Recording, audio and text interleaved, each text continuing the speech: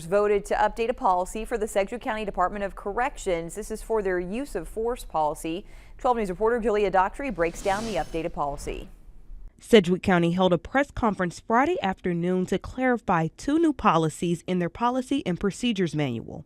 They include changing a personnel position and removing a safety technique. The Sedgwick County Department of Corrections receives its license from the Kansas Department for Children and Family and says safety clinches are no longer being used. If somebody who's being restrained is holding their arms together, it's the way to get them out.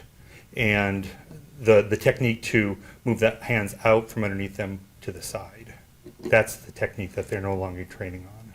In 2021, 17-year-old Cedric Lofton died after being restrained at the Juvenile Intake and Assessment Center, ran by Sedgwick County Corrections. However, the county says this new update in procedure is not in response to the Lofton case, but for recertification purposes. We train in restraint, and we send master trainers to be certified to train our staff. And when they were going through the recertification process, this one hold was no longer being trained on.